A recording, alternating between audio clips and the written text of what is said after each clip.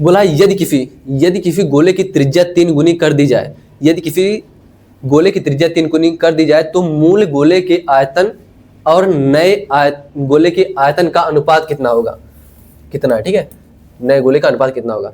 मतलब कोई गोला, ठीक, कोई गोला है, थोड़ा छोटा गोला हो गया, कोई गोला है, यहाँ से यहाँ दूसरा गोला बन रहा है, बड़ा छोटा बन रहा है, बड़ा बन रहा है क्योंकि 3 गुना हो रहा है। इसकी रेडियस जितनी थी, ठीक है, मान लीजिए r थी, अब यह 3r हो रही है, रेडियस 3r हो रही है। बस यही कर सकते ना। और गोले का जो आयतन होगा, गोले का आयतन, जो गोले का आयतन भी लिख देंगे, ठीक, वो होता है 4/3 पाई r क्यूब। मतलब आपका बस रेडियस के सिवाय कुछ बदलेगा ही नहीं। मतलब जो पूरे आयतन जो है वह रेडियस पे डिपेंड है। आप रेडियस को जितना बढ़ाएंगे घटाएंगे तैसा ही फर्क पड़ेगा गोले पर, ठीक है। तो यहाँ पर ये 4/3 और पाई दोनों में तो सेम ही रहेगा, ठीक है, इस पर कोई फर्क नहीं पड़ेगा।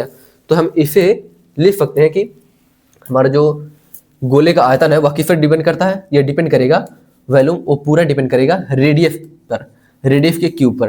हो गया। मतलब अगर पहला आयतन v1 है और दूसरा आयतन v2 है, इसका रेशियो ले रहे हैं, तुम्हारा बस क्या, बस रेडियस पर ही डिपेंड करेगा। ये बाकी का फालतू 4/3 पाई इसको हम हटा दे रहे हैं, ठीक है, एक कांस्टेंट है, नियत है, ठीक है। तो यहाँ पर r1 का क्यूब और r2 का क्यूब, r1 क्या हमारा दिया कितने गुनी, पहले मान लीजिए r हमारा था, ठीक है, और दूसरे का कितना 3 गुना हो जाए, मतलब 3r हो गया, 3r हो गया। या फिर मान लीजिए x मान लेते हैं हम लोग, क्योंकि यहाँ पहले से r हो गया, मान लीजिए पहले x था, ठीक है, अब उसके बाद 3 गुना हो रहा है, मतलब 3x हो रहा है, 3x हो रहा है, कितना हो रहा है 3x हो रहा है, दिख रहा है यहाँ पर। यहाँ देखिए पहले x था, अब हो रहा है 3x, ठीक है, मतलब यहाँ पर x का क्यूब रेशियो 3x का क्यूब।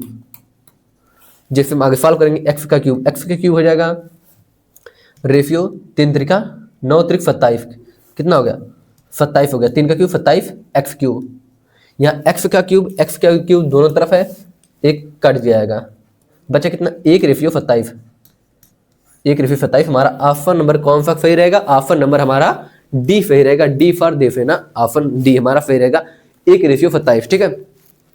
बाकी कैसे ये जो हमने इतना लॉन्ग टर्म में किया, आप लोग बस इतना याद रखिएगा कि जो आयतन है, गोले का आयतन, वह किस पर डिपेंड करता है, बस रेडियस पर डिपेंड करता है। रेडियस को जितना बढ़ाएंगे घटाएंगे जो करेंगे वही सेम फर्क अगले पर पड़ेगा, मतलब आयतन पर पड़ेगा डायरेक्ट, ठीक है। अगर रेडियस को 2 गुना कर रहे हैं तो उसके आयतन कितना हो जाएगा, 2 का स्क्वायर हो जाएगा भाई, ठीक है, रेशियो में ले सकेंगे। और 2 गुना करते हैं तो यहाँ पर 1 से 2 गुना करते हैं तो इसका स्क्वायर हो जाता है, मतलब कितना स्क्वायर नहीं क्यूब हो जाता, मतलब 8 जाता है, 1/8 जाता है।